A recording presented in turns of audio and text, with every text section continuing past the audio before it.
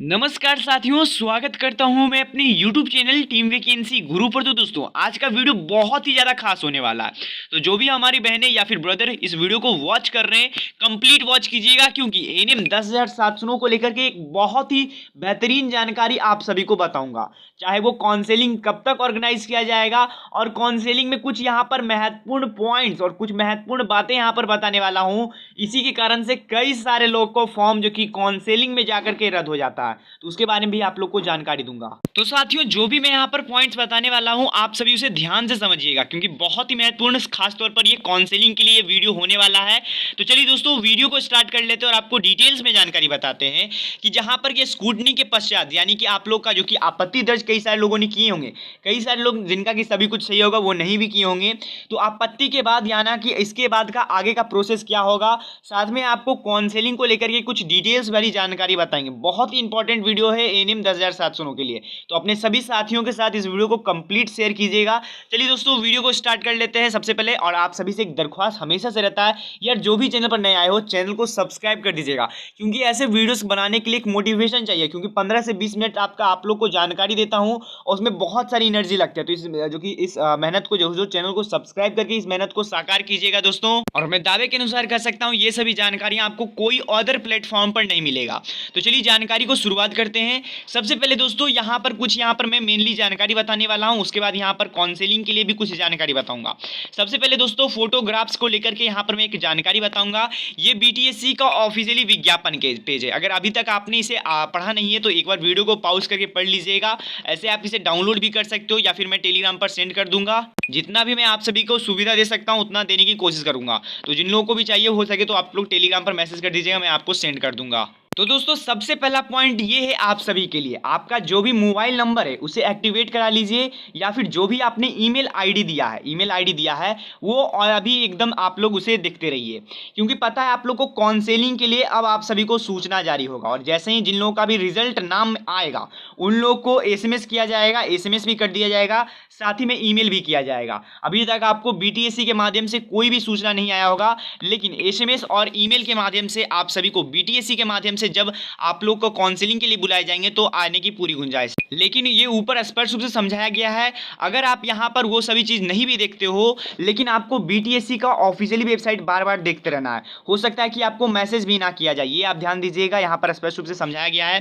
देखिए, मेनली यहां पर मैं निर्देश बताने वाला हूं फोटोग्राफ्स को लेकर के। यहां पर भी कई सारी जानकारियां, लेकिन आपको फोटोग्राफ्स को लेकर के थोड़ी जानकारी दे दूंगा, उसके बाद यहां पर काउंसलिंग के लिए ऊपर बढ़ेंगे। तो सबसे पहले दोस्तों, फोटोग्राफ के लिए मैंने आपको बताया था कि आप लोग को क्लीन बैकग्राउंड वाले, कई सारे लोग करेंगे सर हमने व्हाइट बैकग्राउंड की जगह कोई और बैकग्राउंड दे दिया है, मान के चलिए रेड बैकग्राउंड दे दिया है, तो उससे कोई दिक्कत होंगे। तो देखिए, उससे कोई दिक्कत नहीं होगा, सिर्फ आपको आपके तस्वीर सही से होने चाहिए उसमें, जो कि आपके लिए था। तो यहाँ पर एक चीज और नीचे यहाँ पर दिया गया है जानकारी दोस्तों, और ये आपके हित के लिए ही जारी किया गया है, जहां पर कि बताया गया कि अभ्यर्थियों को ये निर्देश दिया जाता है, कम से कम आप लोग जो कि फोटो जो भी आवेदन करते समय डाले थे, वो कम से कम आपके पास 5 फोटो होना चाहिए, क्योंकि काउंसलिंग के लिए आप यहाँ पर तो बताया गया कि अगर विभागीय आपके फोटो को मांगता है तो आप वही फोटो देने का प्रयोग करें। देखिए, यहाँ पर वही बात बताया गया है, अभ्यर्थियों को निर्देश दिया गया जाता है कि आवेदन करते समय जो फोटोग्राफ उनके द्वारा जो कि आवेदन किया गया था, अपलोड किया गया था, उसकी कम से कम 5 अतिरिक्त मतलब आप कह सकते हो कि फोटोकॉपी होना चाहिए, या फिर आपके ओरिजिनल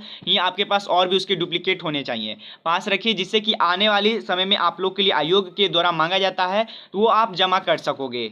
यानी कि अगर आपको कोशिश करना है तो काउंसलिंग में वही तस्वीर दीजिएगा, क्योंकि तस्वीर भी आप सभी को कम से कम 5 तस्वीर वहां पर दिए जाएंगे, काउंसलिंग में आपसे लिए जाएंगे, तो वही तस्वीर देने की सहायता कीजिएगा, जिससे कि आपका फॉर्म और वो दोनों एक तरह से मैच किया जा सके। साथ ही में लास्ट यहाँ पर पॉइंट बताया गया कि अगर बीटीएससी को कोई भी प्रमाण पत्र आपका जाली पाया जाता है तो इस पर कोई कार्रवाई नहीं दोस्तों, यहाँ पर कानूनी कार्रवाई की जाएगी, जिससे कि आपका पहले तो डॉक्यूमेंट्स रद्द होगा ही, साथ में आने वाले फ्यूचर में आप सभी के लिए बहुत सारे तकलीफ देखने को मिल जाएंगे। अब इस वीडियो का मेन पार्ट है जो कि यहीं पर है, आप लोग इसे समझिए, ये मेन पॉइंट जो कि पॉइंट मैं यहाँ पर आप लोग को बताने वाला हूँ। देखिए, सबसे पहले तो दोस्तों आप लोग को ये सूचित कर देना चाहते हैं, बहुत सारे कैंडिडेट्स अभी भी घबराए हुए हैं, या फिर जो भी कर सकते हो, उनका कहना है कि अब जैसा कि उन लोगों को पता हो गया आपत्ति हो चुका है, मतलब कि आप लोग का स्क्रूटनी हो चुका है, जो भी ऑब्जेक्शन करना था जो लोग कर चुके हैं, अब आप लोग को ऑब्जेक्शन करने का मौका नहीं दिया जाएगा। अब इसके बाद क्या होगा, अब इसके बाद दोस्तों आप लोग का डायरेक्ट यहाँ पर काउंसलिंग के लिए सूचना जारी किए जाएंगे। काउंसलिंग के लिए सूचना जारी जारी किया जाएगा, उसमें क्या क्या रहेगा वो भी मैं बताता हूँ। सेम टू सेम आपका इसी प्रकार से सूचना जारी किया जाएगा, जहां पर कि आपका यहाँ पर ट्यूटर है तो यहाँ पर आपका एएनएम रहेगा। इसके बाद आपको जो कि काउंसलिंग की सूचनाएं में ही आप लोगों के कट ऑफ को निर्धारित, जो भी कट ऑफ है आप लोग का, वो यहाँ पर डिटेल्स में समझाया जाएगा कि कितने परसेंटेज का यहाँ पर रिजल्ट में नाम आया है। रिजल्ट में दोस्तों, क्योंकि रिजल्ट में आपका 3 गुना कैंडिडेट्स को, जैसे कि 10,709 है तो 3 गुना कैंडिडेट्स यहाँ पर 10,709 के बुलाए जाएंगे। करीबन आप मान के चल सकते हो कि 32,000 कुछ तो यहाँ पर लोगों को बुलाया जाएगा दोस्तों, और ये कट ऑफ उन्हीं के लिए निर्धारित किया जाएगा। उसके बाद फिर और कट ऑफ को हाई करके लास्ट में मेरिट लिस्ट बनाया जाएगा। अब यहीं पर मैं ये भी पॉइंट आपको क्लियर कर देना चाहता हूं दोस्तों, आपने समझा कि अब स्कूटनी के बाद यहाँ पर आप लोग का काउंसलिंग होगा, और काउंसलिंग के बाद दोस्तों काउंसलिंग कब तक होगा इसके लेकर के भी कई सारे स्टूडेंट्स यहाँ पर घबराए हुए हैं। मैं एक एग्जांपल के तौर पे आप लोग को बताना भी चाहता हूं, लेकिन आपको कह देना चाहता हूं उससे अब प्रोसेस जो कि बहुत ही फास्ट होगा। सबसे पहले दोस्तों यहाँ पर मैं बता देना चाहता हूं, सूत्रों के मुताबिक जानकारी मिली है, क्योंकि बीटीएससी को जितना कॉल लगा लीजिए, कॉल मिलने का नाम ही पैदा नहीं होता। बहुत सारे मैंने यहाँ पर कॉल किया हूँ, यहाँ तक मैंने ईमेल भी किया हूँ, पर कोई भी रिप्लाई उधर से रिस्पॉन्स नहीं आया है मुझे। देखिए बेसिकली सूत्रों के मुताबिक ये जानकारी मुझे मिल चुकी है कि अप्रैल में आप सभी के लिए, इसी अगले महीने, मतलब कि आप लोग अभी मार्च में अगर ये इस वीडियो को देख रहोगे, यानी कि आपके अगले महीने अप्रैल में आप सभी के लिए जो कि काउंसलिंग के लिए यहाँ पर जारी किए जाएंगे। बहुत सारे लोग यहाँ पर बता रहे थे, जो कि सूचना भी जारी किया गया था, जहाँ पर ये बताया गया कि तीसरे सप्ताह से जो कि मार्च में ही जो कि किया जाएगा। अब देखिए वो तो ऑफिशियली था ही, लेकिन अभी के समय के अनुसार यहाँ पर मैं बता रहा हूँ, ये मेरा मुताबिक है, हो सकता है कि कुछ आगे पीछे हो सकता है, मैं पहले बता देना चाहता हूँ। अप्रैल के मिड अप्रैल में यहाँ पर आप सभी को काउंसलिंग आयोजित किए जाने की बात की जा रही है। हो सकता है कि कुछ डेट यहाँ पर आगे पीछे हो जाए। एक एग्जाम्पल के तौर पर बता देना चाहता हूँ दोस्तों, तो ट्विटर का ध्यान दीजिएगा। ट्विटर का जो कि नर्सिंग का अब लगभग आपके ये तो सब कार्य हो चुके हैं, लास्ट में मेगा सूची आना बाकी है। तो यहाँ पर ट्विटर का कहना देना चाहते हैं, तो ट्विटर के लिए सबसे पहले दोस्तों इन लोगों को 2 महीने पहले स्कूटनी के लिए दिया गया था, उसके बाद 2 महीने के बाद इन लोगों का काउंसलिंग के लिए जारी किया गया था।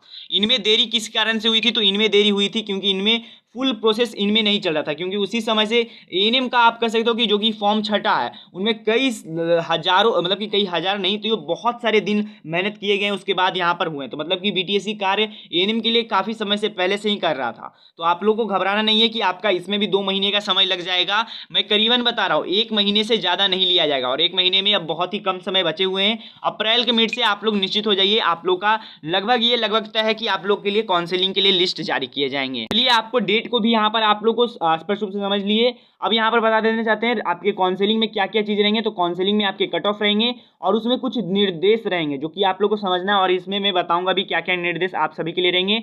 साथ में आपके रिजल्ट जारी किए जाएंगे। अब रिजल्ट आप लोग को वो भी मैं एक्सप्लेन करूंगा कि रिजल्ट में मतलब कि काउंसलिंग में कौन से लोग को पहले आना होगा। तो उसके लिए लास्ट तक जरूर बने रहिएगा, अंदर का वीडियो बहुत ही ज़्यादा इंटरेस्टिंग होगा।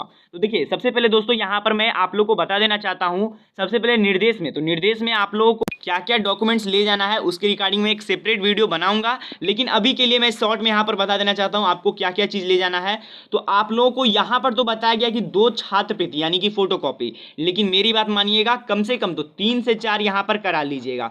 थोड़े से पैसे खर्च जरूर होंगे, पर 3 से 4 करा लीजिएगा जो आपके लिए सुविधा रहेगा, क्योंकि कई सारे ऐसे फोटोकॉपी होंगे वो देखेंगे और कहेंगे कि नहीं इसमें अच्छा से नहीं आया है, आप दूसरा दीजिए। तो ऐसे भी हो सकता है, इसी कारण मैं पहले ही कह देना चाहता हूँ 3 से 4 आप लोग करा लीजिए। सबसे पहले दोस्तों मूल प्रमाण पत्र पर बात आते हैं, तो मूल प्रमाण पत्र कोई भी चलेगा, यानी कि मूल प्रमाण पत्र मूल पत्र, यानी बहुत सारे कैंडिडेट्स यहाँ पर सोच रहते हैं कि सर पैन कार्ड भी लाना है, आधार कार्ड भी लाना है, वोटर आईडी कार्ड भी लाना है, ड्राइविंग लाइसेंस भी लाना है। तो ऐसा कोई बात नहीं है। आपको देखिए वो सभी चीज़ होते हैं जो कि मूल होते हैं, उनमें से कोई एक चीज़ भी आप लाते हो तो आपका सभी कुछ आपको पता चल जाता है कि सरकार को ये आम आदमी है या फिर जो भी। तो आम आदमी मतलब कि आधार कार्ड से मेनली यही बताया जाता है, और वोटर आईडी कार्ड यही सबसे यही बताया जाता है बेसिकली कि ये आम आदमी है। तो कोई एक भी चीज़ है तो आपको कोई दिक्कत नहीं है, अगर आपके पास सभी चीज़ें तो ले जाइएगा, लेकिन ये ध्यान दीजिएगा कि आपका डेट ऑफ बर्थ और सभी कुछ सही होना चाहिए, तभी आप ले जाइएगा दोस्तों। अब यहाँ पर डॉक्यूमेंट्स के कुछ जो कि जरूरी बातें बताने वाला हूँ। देखिए सबसे पहले तो आपके सभी चीज़ों का यहाँ पर फोटोकॉपी होना चाहिए। सबसे पहले मैं पहले ही बता देना चाहता हूँ, जितने भी डॉक्यूमेंट्स के मैं नाम बताऊँगा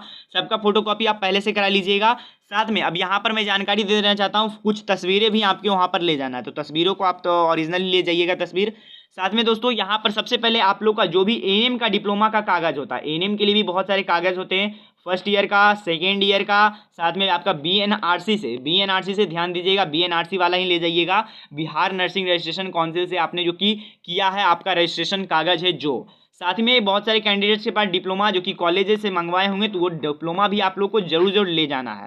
तो ये सभी चीज़ें आप लोग को नेसेसरी ले जाना है दोस्तों। साथ ही में आरक्षण पत्र जो भी आपके हैं, मान के चलिए अगर आप बीसी कैटेगरी में आते हो या फिर ईबीसी में आते हो, तो इन सभी कैटेगरियों के लिए आता है एनसीएल। एनसीएल से ही आप लोग का यहाँ पर मिलता है। एनसीएल मतलब नॉन क्रीमी लेयर आपका प्रमाण पत्र, तो वो भी ले जाना है। साथ में अगर ईडब्ल्यूएस वाले बोलेंगे तो ईडब्ल्यूएस के लिए जो आरक्षण का पत्र है, यानी कि इकोनॉमिकली वीक स्टूडेंट्स के लिए जो आप कैसे तो आय प्रमाण पत्र है, या फिर आपका ये एससी कैटेगरी एसटी कैटेगरी सभी के लिए आरक्षण के लिए अलग अलग एक पत्र निर्धारित किए गए हैं, तो वो आप लोग अपना ले जाइएगा और उसके लिए भी निर्देश दिया गया है। साथ ही में आपके जो डॉक्यूमेंट्स आपने आवेदन करते समय बनवाए थे, चाहे वो निवास हो चाहे वो आपका यहाँ पर जो भी डॉक्यूमेंट्स आपने बनवाए थे, वो सभी डॉक्यूमेंट्स जो कि लगेंगे, इसके लिए मैं सेपरेट वीडियो आप लोग को आने वाले कुछ दिनों में बताऊंगा, क्योंकि अभी से ही मैं बताऊंगा तो बहुत सारे लोग हड़कंप मच जाता है, क्योंकि कोई सारे लोग को कुछ समझ में नहीं आता है कि चेकलिस्ट क्या है। ये सब के लिए मैं डिटेल्स वाला वीडियो बनाऊंगा, तो उसके लिए निश्चित रहिएगा, ये आपको घबराने की चिंता नहीं कीजिएगा ये सभी की चीज़ों के लिए।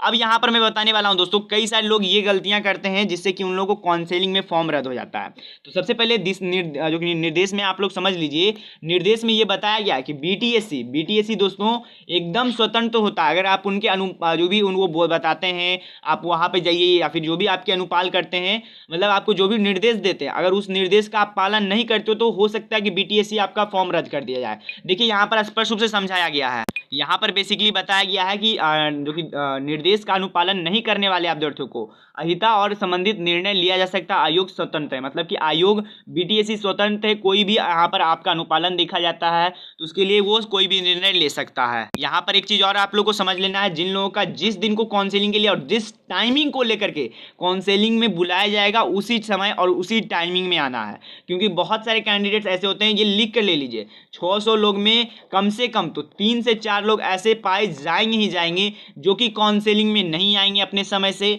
या फिर काउंसलिंग में आप कह सकते हो कि वो उस दिन आएंगे, उन्हें पता नहीं रहता, या फिर जो भी आप कर लीजिए। तो 3 से 4 की बहुत सारे लोग यहाँ पर ऐसे हैं जो कि हटते हैं, तो इन सभी को फिर बाद में कभी भी मौका नहीं मिलेगा। यही समझाना चाह रहा है कि जो भी मतलब जो आपका टाइमिंग है और जिस दिन का आप लोग का फिक्स किया जाएगा उसी दिन आप लोग को आना है।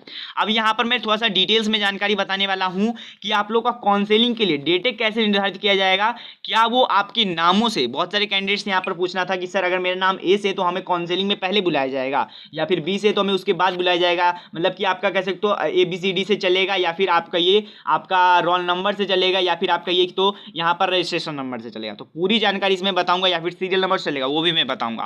तो देखिए सबसे पहले यहाँ पर बता देना चाहता हूँ आप लोग का जो कि यहाँ पर आप लोग के लिए रिजल्ट जारी किए जाएंगे, और उसी रिजल्ट में आप लोग को ये बताया जाएगा, जैसा कि ट्विटर में आप लोग देख रहे हो ये रिजल्ट भी है, साथ में इसी में बताया गया कि काउंसलिंग के लिए आपको कब आना है। तो ये आपको में भी रहेगा, यही लगभग यही निर्देश पालन करना होगा। तो सबसे पहले आप लोग जान लीजिए कि कौन लोग पहले आएंगे। तो जो लोग नाम जो कि अगर नाम ए से आ रहा है तो इसका मतलब ये नहीं है कि वो पहले आएंगे, ये आप समझ लीजिए।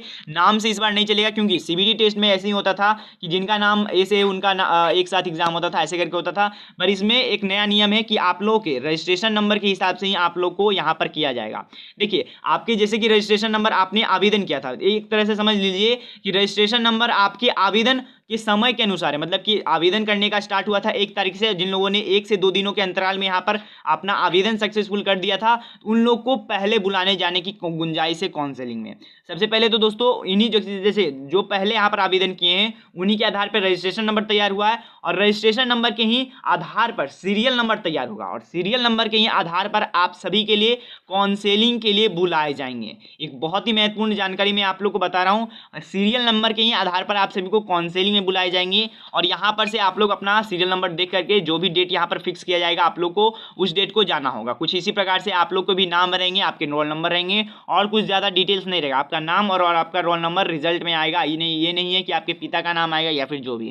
तो यही जानकारी थी दोस्तों, अगर आपको जानकारी पसंद आई तो चैनल को सब्सक्राइब और वीडियो को लाइक करना भूलेगा। बहुत ही मेहनत लगता है दोस्तों 15 मिनट तक आप लोग को जानकारी देने में और आप लोगों तक पहुंचाने में, तो यार इसी मेहनत को, चैनल को सब्सक्राइब करके दोस्तों इस मेहनत को साकार कीजिएगा, क्योंकि मैं लगातार बताता रहता हूँ चैनल को सब्सक्राइब कीजिए, चैनल को सब्सक्राइब कीजिए। बहुत ही कम लोग यहाँ पर चैनल को सब्सक्राइब किए हुए हैं। तो धन्यवाद दोस्तों, मिलते हैं कुछ वीडियो में, तब तक के लिए गुड बाय।